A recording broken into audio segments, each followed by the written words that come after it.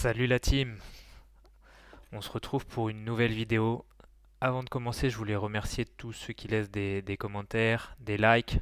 C'est très important pour le référencement de la chaîne. Et pensez aussi à vous abonner à la chaîne Mediaprono. On va faire de plus en plus de contenu. Je ferai aussi des vidéos coaching, donc n'hésitez surtout pas à vous abonner. Un petit retour sur hier, cette magnifique journée sur l'espace VIP. Donc Marco fait un 2 sur 2 avec le marqueur qui met 20 points en plus, Wenby à 2,05 et son combiné basket Barcelone-Milan à 1,90. Max fait un carton plein. Westerlo gagne remboursé signe à la mi-temps à 2,55. Charleroi au nul à 1,90. Bruges moins 1,5 à 2,25. L'under 2,5 buts la Gantoise Anvers. Adribet valide Bilbao moins 5,5 à 1,81. Et Superbet aussi de YouBet avec Sunderland ou nul à 1,71. Victoire de Sunderland qui est vraiment la bête noire de Newcastle, c'est confirmé. Et en bonus, deux tops infos en live bet. Donc Alexandra avait proposé l'AEK moins 1,57 à 1,67. C'est passé, victoire 3-0. Il y avait trois titulaires absents en face. Et moi, je vous avais proposé l'Independiente Petrolero moins 2 Asian Handicap à 1,77. C'était une équipe bis en face, équipe très jeune. Il y avait même un titulaire de 15 ans. Et en bonus, le ticket YouTube est validé avec la victoire un petit peu à l'arrache du Real Madrid à 1,6 avec, comme prévu, un Mbappé encore une nouvelle fois décisif. Bon, c'est parti pour aujourd'hui, donc je vous ai analysé 9 matchs. On commence par le premier match, Manchester United contre Bournemouth. Donc la très bonne nouvelle du côté de Manchester, sur ce que j'ai vu des derniers matchs, c'est quand même le retour en forme de Mount. C'est un joueur qui a été décisif deux fois sur les trois derniers matchs. Ce match-là est très important pour Manchester. Après cette rencontre, ils vont perdre trois joueurs titulaires. Ils vont perdre Diallo, donc Diallo, Mazraoui et Mbomo, qui vont partir avec leur sélection à la CAN. Donc en face, il manque l'arrière droit. L'arrière droit, moi j'avais vu Cook était toujours suspendu. Bon, à vérifier. Je crois qu'il manque l'arrière droit titulaire qui doit toujours être suspendu sur ce match. Il manque un défenseur central. Il manque le défenseur central titulaire Marco Senesi qui est lui incertain. S'il est titulaire, c'est vraiment une grosse absence. Moi, je pense qu'en fait que Manchester, face à ce type d'équipe qui joue plutôt avec un bloc haut, y arrive bien. On l'a vu contre Brighton, victoire 4-2. Contre Liverpool, victoire 2-1. Contre Chelsea, victoire 2-1.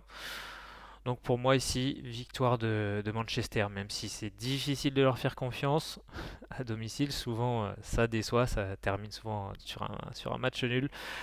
Mais sur le coup, je pense qu'ils ont les armes pour gagner ce match par rapport au style de jeu de Bournemouth. Prochain match, le Rayo Vallecano qui affronte le Betis. Donc le Betis qui est toujours invaincu à l'extérieur. Deux victoires seulement, mais 5 matchs nuls. Le Rayo, bon, c'est une seule victoire à domicile, 4 matchs nuls, une défaite. Ils ont notamment fait un match nul contre le Barça. C'est un match quand même compliqué à lire. Après, le Betis, ils ont quand même trois titulaires absents. Ils perdent surtout Abdé, qui est parti en sélection. Bakambu, bon, c'est plutôt un joueur de rotation, mais c'est un joueur aussi important quand même dans la rotation. Isco, bon, lui, il est blessé depuis le début de la saison. Amrabat, c'est un joueur clé. Bellerin, joueur clé en défense. En fait, ils perdent au moins un joueur par ligne. Et bah, pour moi, si un vainqueur ici, ça serait plutôt le Rayo. Et donc, du coup, plutôt un pari en faveur du Rayo Vallecano. Rayo Vallecano remboursé si nul. Nul remboursé si Rayo Vallecano, parce que ce sont deux équipes qui sont plutôt adeptes des matchs nuls. En plus, il manque le milieu Unai Lopez au Rayo, donc plutôt un nul remboursé si le Rayo ou Rayo remboursé si nul au choix. Mais plutôt, je vois plutôt une surprise ici. Prochain match, la Roma contre Como. Alors sur ce match, gros absent du côté de Com, Perrone. C'est un très bon joueur, c'est le régulateur au milieu de terrain. J'ai vu que Dybala est incertain, mais sur plusieurs compos probables, j'ai vu qu'il jouerait, donc à vérifier. Pour moi, s'il joue, la Roma a des chances de l'emporter. J'aime bien le Dybala d'ailleurs qui est en pourparlers avec le Boca Junior, j'ai vu, qui pourrait signer là-bas, à vérifier. Como ils ont quand même du mal en déplacement, une victoire, trois matchs nuls, une défaite. C'est quand même limité. Moi, je vois bien un Roma gagne remboursé si nul ou un nul remboursé si Roma. Plutôt Roma gagne remboursé si nul sur ce match, à mon avis. Il manque aussi l'arrière droit titulaire à la Roma. Donc, à voir en fait, si Dybala joue, Roma gagne remboursé si nul. Et si Dybala commence sur le banc, plutôt Roma ou nul en live si la Roma venait encaisser le but et plutôt un nul remboursé si Roma en pré-match. Le Fenerbahçe contre Konyaspor. Donc là, gros match en jeu, hein. Le Fener en cas de victoire peut repasser deuxième du classement, mais ils vont manquer plusieurs joueurs. Il va manquer, donc là il est mis dans l'équipe probable, mais c'est faux, hein. Il va manquer Enesri qui est parti en sélection et Néné qui est parti aussi en sélection. Donc là, il faut plutôt aller sur des... Et il manque aussi là le défenseur central titulaire, Adil des Mirbag, qui lui est suspendu pour des paris illégaux du côté de Konyaspor. Donc du coup, deux titulaires absents au Fener et un titulaire absent en face. Bon, le Fener est en pleine forme, hein, ils sont invaincus. Ils sont invaincus cette saison en championnat. Euh, sur l'historique des confrontations, il y a eu 24 matchs au domicile du Fener contre Konyaspor pour 21 victoires. Logiquement, le Fener devrait faire le taf. Après, John Duran devrait faire son retour dans l'équipe. Je le vois bien être buteur sur ce match, je ne serais pas surpris qu'il marque. Donc plutôt Fener, du coup peut-être à placer dans les combinés ou à prendre en live. Et en buteur, plutôt Duran, qui est coté autour des deux, il me semble. National Tondela. Bon, ce match, la préparation de ce match a été très compliquée, hein, parce qu'il y a la tempête Emilia. Donc le vol de Tondela a été retardé. C'est pour ça que le match a lieu d'ailleurs aujourd'hui. Parce que normalement il devait avoir lieu ce week-end. Euh, Tondela, ce qu'on peut remarquer, c'est que depuis quelques matchs, donc depuis le 23 novembre, font des matchs très fermés. Donc 0-0 contre Caldas, 1-0 contre Gil Vicente, 2-0 contre Porto. Voilà, ça reste des matchs avec peu de buts. Sur ces trois matchs, ce qu'il y a de nouveau, c'est qu'ils ont un nouveau coach. Donc un nouveau coach qui amène de la rigueur défensive. Et donc du coup sur ce match, entre des conditions de préparation pas idéales et le style de jeu défensif du nouveau coach, j'irais plutôt sur un under 2,5 buts qui est coté autour de 2.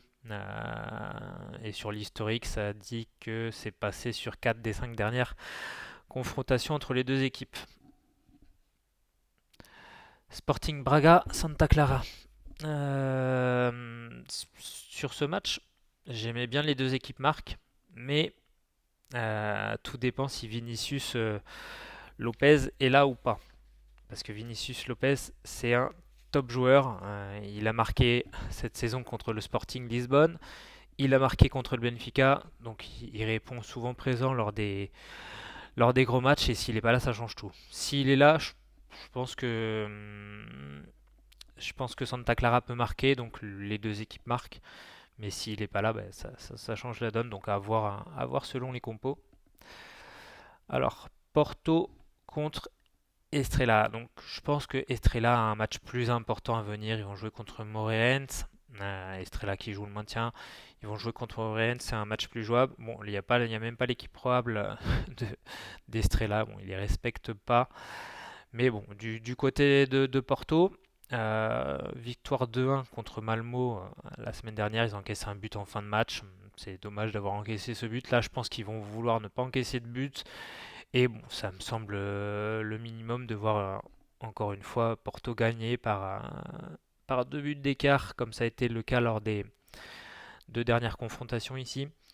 Donc je pense que Porto, -2 Asian Handicap, ça me semble un pari intéressant, surtout qu'on voit que Estrella avait perdu 4-0 contre le Sporting. Ils avaient presque pas touché le ballon sur ce match-là. Et donc face au gros, c'est plutôt compliqué. Donc je pense que Porto devrait l'emporter.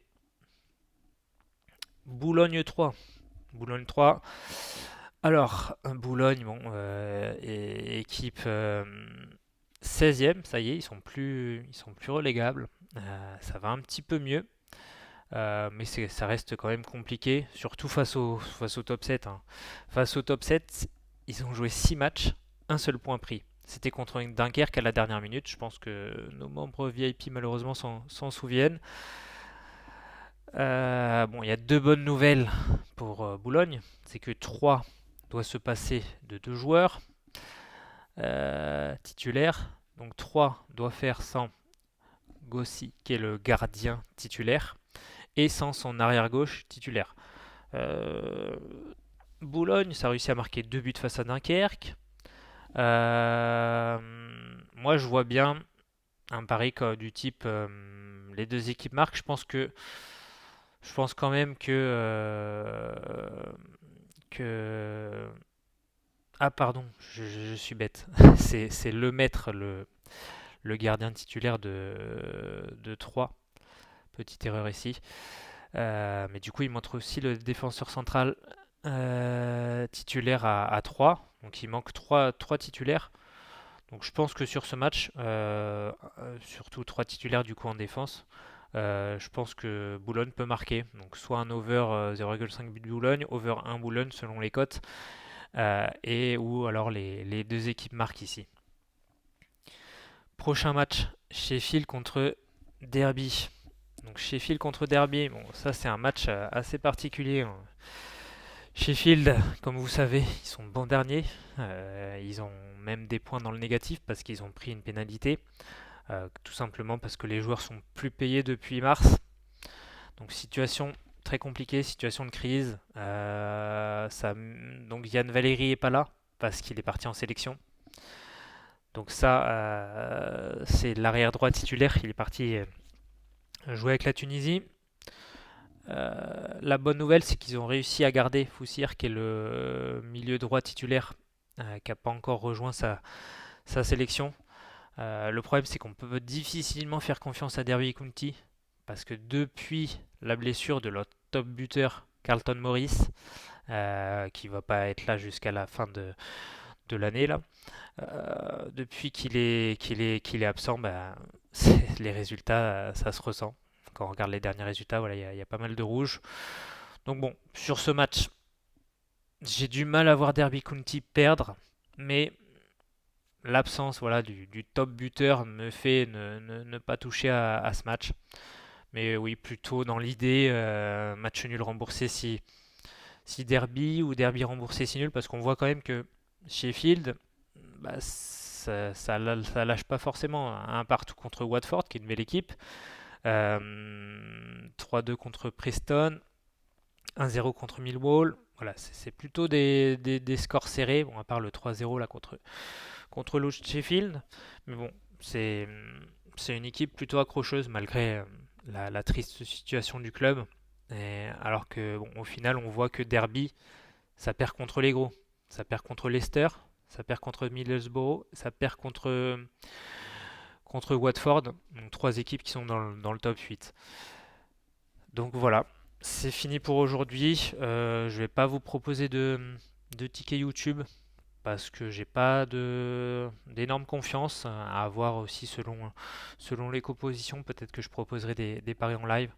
En tout cas, je voulais vous remercier de m'avoir écouté. Surtout, n'hésitez pas à laisser un commentaire, et si vous voulez me donner des idées de contenu vidéo, n'hésitez pas à me le dire.